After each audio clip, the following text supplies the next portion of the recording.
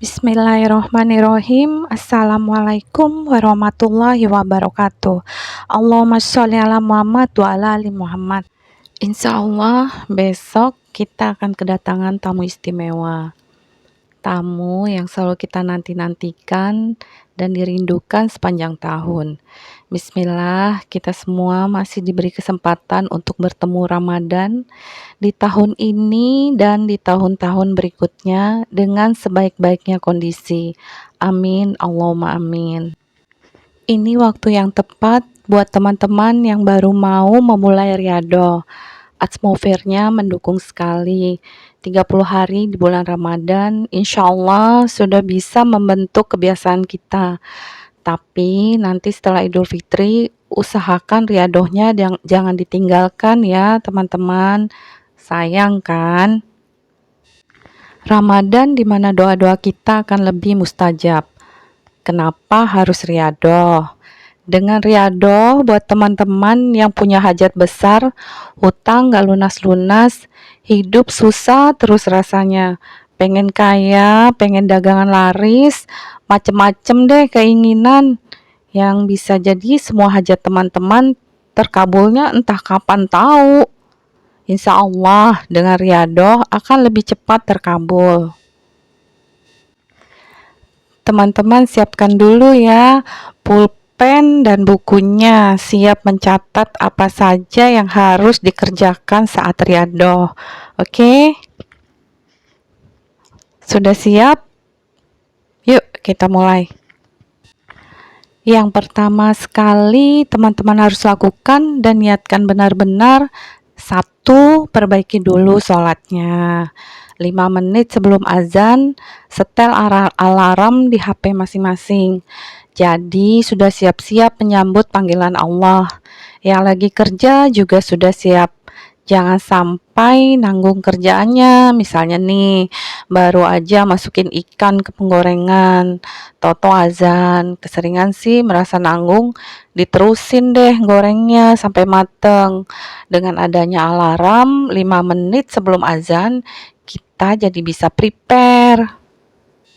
Terus ada yang nanya nih, Mbak, saya sulit lah harus sholat tepat waktu, secara saya kerja di swasta, atau maaf kerja di rumah orang yang gak bisa seenaknya saja meninggalkan pekerjaan dan lain-lain.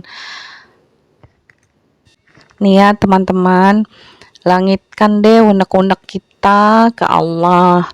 Apa masalah kita minta sama Allah, insya Allah pasti ada jalannya. Ya Allah, tolongin dong, bantu aku agar bisa sholat tepat waktu, tanpa dikejar-kejar bos, tanpa dikejar-kejar kerjaan. Mudahkanlah ya Allah. Nah, seperti itu ya kira-kira redaksinya. Yang kedua, sholat tobat. Sering-seringlah sholat tobat. Enggak apa, sering-sering sholat tobat. Malahan bagus. Jadi sebelum Ramadan, usahakan sudah sholat tobat dulu. Caranya sholat tobat, niatkan sholat sunnah tobat 2 rakaat karena Allah Ta'ala. Nggak masalah niatnya pakai bahasa Indonesia. Surah apa yang dibaca? Surah apa saja ya teman-teman. Surah 1000 umat juga boleh. Itu loh surah kulhu. Kalau bisa nih salah satu rakaatnya pakai ayat kursi. Saya rasa sih ya nggak harus terpaku harus pakai surat ini, surat itu, sesuai yang diijazahkan. Mungkin ada teman-teman yang pernah diijazahkan. Kalau harus seperti itu, sementara teman-teman nggak hafal surahnya, jadi nggak sholat-sholat dong. Allah itu kan maha tahu, yang penting kan niat kita. Nah, sujud terakhir, sebelum bangkit tahiyat akhir, zikirkan doa Nabi Yunus sebanyak 40 kali. Gimana cara ngitungnya? Jari-jari sebelah kanan digerakkan satu persatu sampai 2 kali jalan. Kalau sudah 2 kali jalan artinya sudah 10. Kalau sudah dapat 10 yang pertama, buat nandainya jari tangan sebelah kiri, mulai dari jempol dulu bisa, digeser sedikit ke arah sebelah kanan. Nah, ulangin lagi, jari-jari tangan kanan kita, mulai hitung dari 1 sampai 10. Udah dapat 10 lagi, jari sebelah kiri telunjuk geser dikit sebelah kanan. Kayak gitu, paham ya teman-teman ya? Begitu terus sampai dapat 40 kali. Karena saya pakai kalender Hijriah, jadi hari itu, perhitungan hari saya itu dimulai dari sholat maghrib dan berakhir di sholat asar. Jadi ini yang ketiga, poin ketiga, sholat maghrib. Catat nih teman-teman ya, setiap bada sholat fardu, setelah salam jangan beranjak dulu. Walaupun nggak sempet baca doa apapun, dalam kondisi terburu-buru usahakan baca ayat kursi 1 kali. Jangan pernah ditinggalkan. Pahalanya jaminan masuk surga. Insya Allah pasti. Zikir-zikir kita kan bisa sambil aktivitas. Karena ini riyadhah dan teman-teman punya banyak hajat besar yang sepertinya mustahil di akal manusia, jangan tinggalkan qobliyah dan ba'diyah. Ba'da sholat maghrib, lanjut sholat ba'diyah 2 rakaat. Setelah itu kita bisa tetap duduk di atas sajadah sambil salawatan atau nyicil zikir doa Nabi Yunus 200 kali. Sampailah masuk waktu Isya.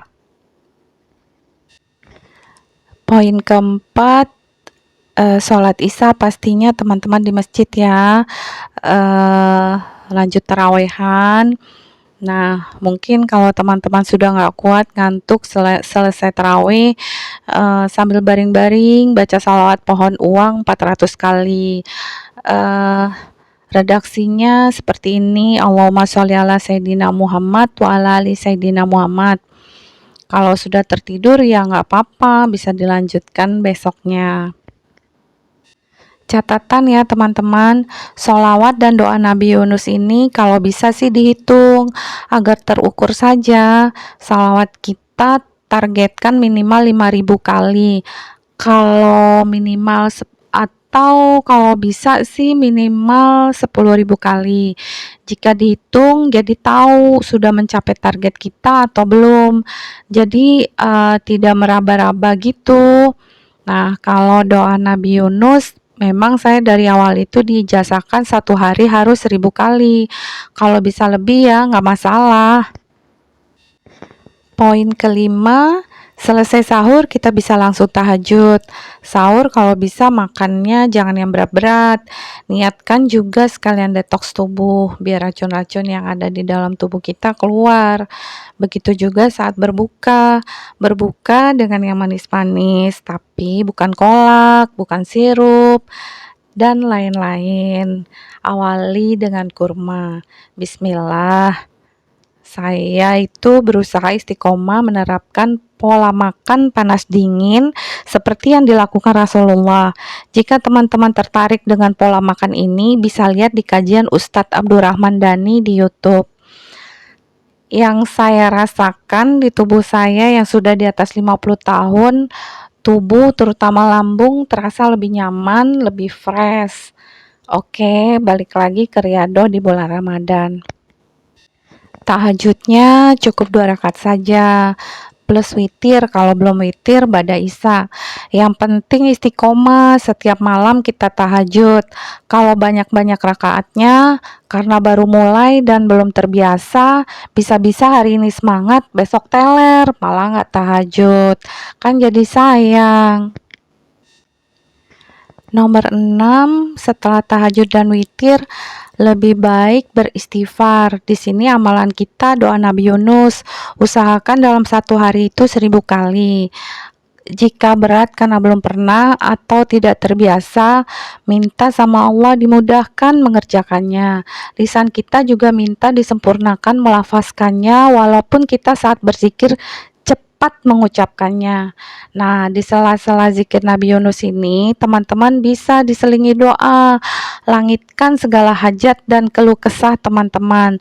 Tetap awali dengan salawat, lalu doa, terus salawat lagi, lanjut lagi zikir Nabi Yunus. Begitu terus menerus ya teman-teman. Bismillah, teman-teman paham ya maksud saya. Mohon maaf, saya tidak bermaksud menggurui. Mana tahu ada yang mendengarkan konten saya ini anak-anak yang mungkin masih remaja atau masih usia-usia anak saya 20-an tahun gitu kan. Catatan ya teman-teman, zikir Nabi Yunus ini bisa dicicil bacanya, bisa setiap habis sholat dibaca 200 kali atau sambil aktivitas juga boleh. Jika di sambil aktivitas sisakan 10 kali atau berapalah gitu, terserah teman-teman. Nah, saat ba'da asar genapkan kekurangannya. Lalu saat menggenapkan kekurangannya itu usahakan posisi teman-teman dalam kondisi berwudu di atas sajadah, karena ini asar ya, penutupan hari di mana doa-doa kita juga mustajab.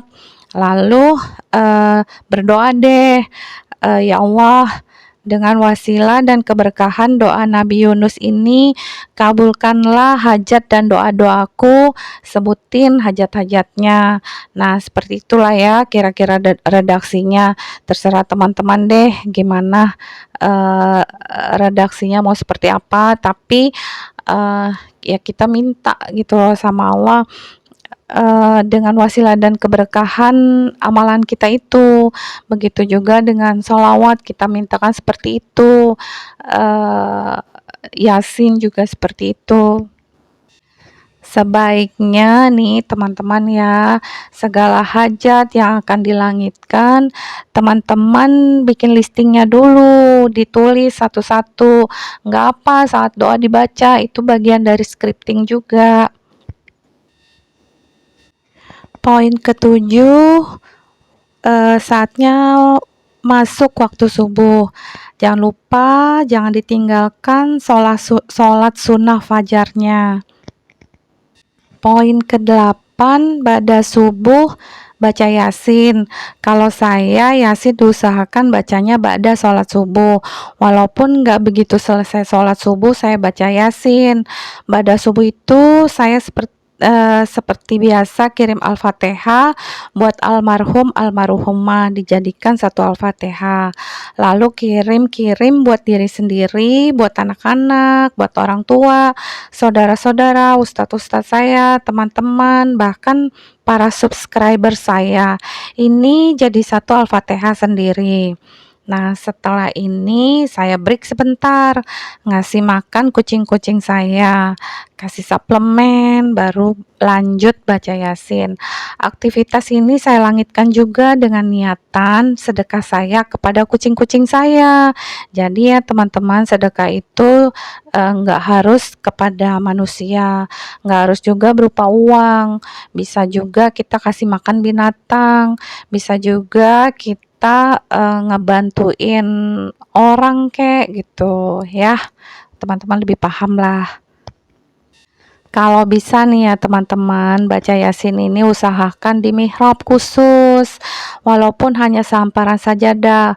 Usahakan di mihrab itu jangan ada aktivitas apapun selain ibadah. Boleh saja sih teman-teman baca Yasinnya sesuka dan sesempat teman-teman. Ini saya kasih tahu ya teman-teman, kalau kita baca Yasinnya di pagi hari, insya Allah seharian akan barokah. Pernah nggak sih merasakan, duh kok kita tiba-tiba sudah duhur aja, lah tiba-tiba sudah maghrib aja, atau pekerjaan kita nih ada aja kendalanya, yang salah lah, yang inilah, yang itulah. Nah, dengan keberkahan dan wasilah surah Yasin yang kita baca di awal hari, akan menjaga kita dari hal-hal yang nggak kita inginkan. Yasin ini juga kan kita niatkan jadi amalan kita, dalam rangka riyadhah. Jadi ya pastinya kita kan juga cari, waktu-waktu mustajab. Nah, subuh ini kan juga termasuk, waktu-waktu mustajab, doa-doa kita dikabulkan. Kalau bisa juga nih teman-teman baca Yasinnya, Yasin Mubin. Saya sudah membuktikan puluhan tahun saya pakai untuk hajat besar yang sepertinya mustahil. Yasin Mubin itu di mana di dalam surah Yasin terdapat 7 mubin. Setiap kita mendapati kalimat mubin, baca mubinnya sebanyak 7 kali. Mubin itu artinya nyata. Jadi sambil kita bayangkan bahwa hajat-hajat kita, doa-doa kita benar-benar menjadi nyata. Yang hajatnya punya uang 10 miliar, bayangkan itu nyata. Memang benar-benar punya uang di berangkas kita 10 miliar. Seperti itulah contohnya ya teman-teman. Doa itu yang dahsyat sekalian. Jangan tanggung-tanggung, mintanya sama Allah. Bukan juga kita serakah, kan kita mintanya lewat jalur langit. Insya Allah barokah.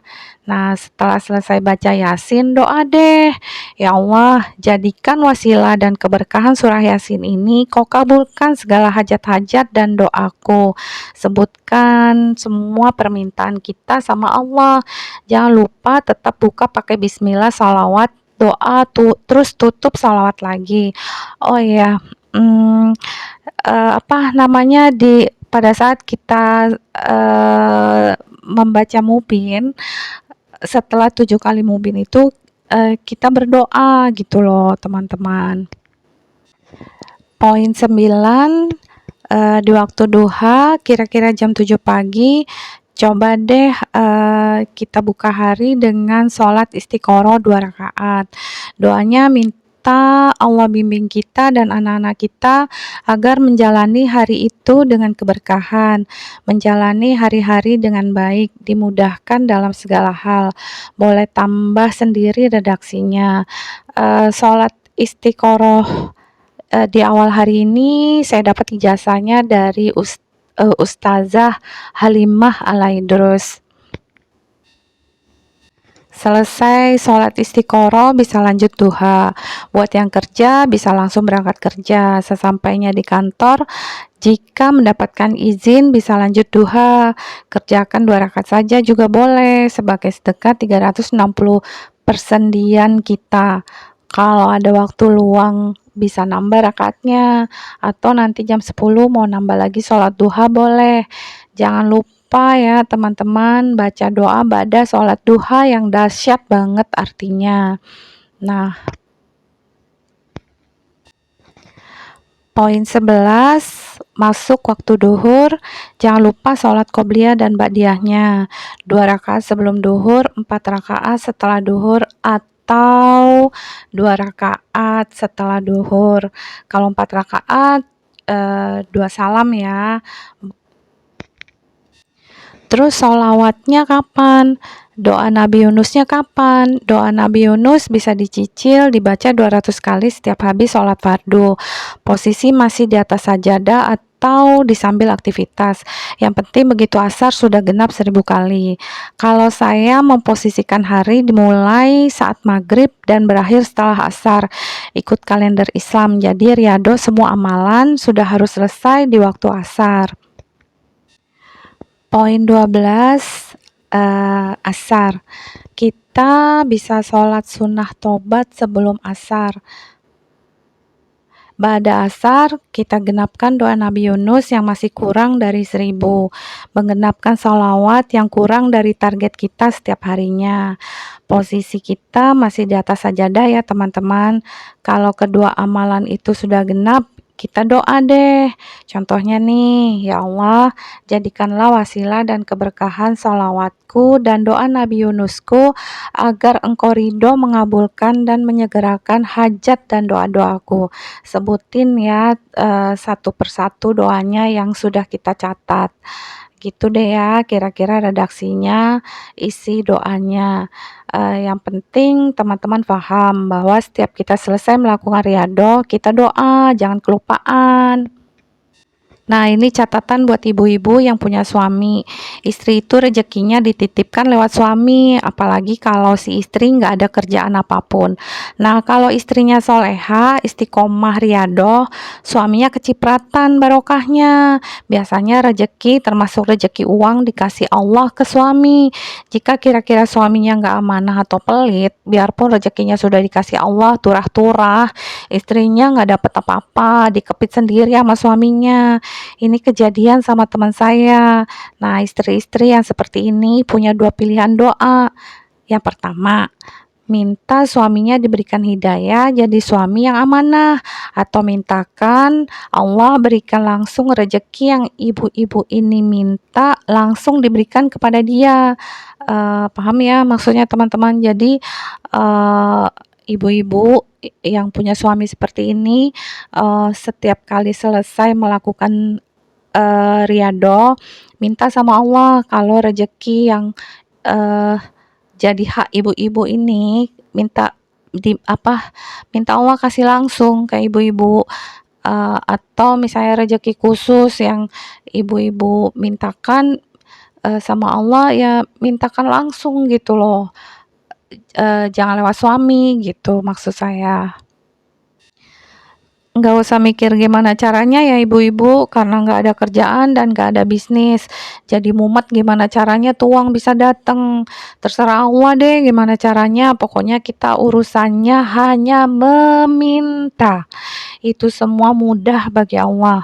Tapi jika istri-istri ini punya suami yang baik banget, jangan dikempit semua uang suami, terus suaminya dijatah seperti anak SD. Aduh, kasihan ibu-ibu kalau nggak bisa merasakan pedihnya jadi suami jatahan. Coba deh mikir kalau anak kita laki-laki nih, terus dibegitukan sama menantu kita. Bagaimana coba? Oke, balik lagi teman-teman ke bahasan Riyadhah. Jangan lupa teman-teman siapkan satu buku tulis, atau kalau ingin ribet bikin deh catatan di Excel. Bikin kolom-kolom di buku teman-teman. Ini laporan per bulan ya, bikin kolom-kolom ke samping kanan. Kolom pertama, kolom tanggal dan hari. Kolom kedua, kolom sholat. Nanti diisi, contohnya kita isi maghrib, di bawahnya ditulis tepat waktu atau TW disingkat gitu ya, atau ditulis telat, jamnya jam berapa kita sholatnya kalau telat, atau nggak sholat tetap harus ditulis sejujur-jujurnya. Nah, kolom ketiga, kolom Yasin. Kita isi dibaca jam berapa, plus catatan doa. Biar kita ingat juga nih kalau kita berdoa habis baca Yasin. Nah, kolom keempat, kolom salawat. Kolom kelima, kolom baca Quran. Kolom-kolom disesuaikan amalan masing-masing ya, teman-teman. Kenapa sih harus dicatat-catat? Nah, catatan ini perlu teman-teman. Jadi kita tahu progres kita, juga pengingat kita harus istiqomah. Jika kita merasa lama sekali kita riyadhah kok belum ada hasilnya. Nah, seperti itu permainan setan, hati kita dibuat lelah. Kok sudah lama nggak kelihatan hasilnya? Coba deh lihat lagi absensi kita. Ternyata nih setelah kita cek seminggu juga belum sampai, atau saat kita pertama kali mendapatkan keajaiban, salah satu doa kita dikabulkan Allah, kita bisa cek di absensi kita hari keberapa keajaiban itu datang. Nah, tandain tuh, dibuat catatan di kolom hari itu. Buku absensi kita ini setelah berjalan lama juga sudah ada catatan keajaiban akan jadi booster kita. Saat keimanan kita lagi lemah, bisa jadi semangat lagi, apalagi kalau kita melihat catatan dapat keajaiban dari riyadhah kita. Jika ada yang komen, aduh banyak banget sih amalannya, ribet, nggak punya waktu, capek. Nah, sekarang saya tanya, capek mana dikejar-kejar debt collector? Bukan hanya capek, stres nggak ketolongan, plus malu, tahu sendiri kan modelnya debt collector, Tega setega-teganya. Capek mana hidup Senin Kamis, boro-boro mikirin buat sekolah anak-anak. Nggak berani mimpi anak-anak bisa kuliah, buat makan juga susah. Capek pindah-pindah kontrakan, capek riado seumur hidup kita, balasannya luar biasa teman-teman. Di dunia aja kita dijamin hidupnya oleh Allah. Padahal itu hanya 30% loh dari pahala kita. Lalu pahala kita yang 70% sudah pasti kita nikmati kelak di akhirat. Doa saya buat teman-teman semua yang akan menjalani riado, Bismillah, Allah mudahkan riadohnya. Allah mudahkan segala urusannya. Allah istiqomahkan dan diberikan ketetapan hati, kekuatan iman, dan disegerakan segala hajat dan doa-doanya teman-teman sekalian. Amin. Allahumma amin. Ayo teman-teman, ajak juga pasangannya, ajak anak-anaknya, saudara-saudara, teman-teman kita buat riado, solusi segala hajat kita. Insya Allah buat yang mustahil jadi nyata. Insya Allah akan jadi amal jariah juga buat teman-teman. Amin, Allahumma amin. Buat teman-teman, selamat mempersiapkan diri dan keluarga untuk bulan Ramadan penuh rahmat ini. Mohon maaf jika ada kekurangan dan kesalahan. Assalamualaikum warahmatullahi wabarakatuh.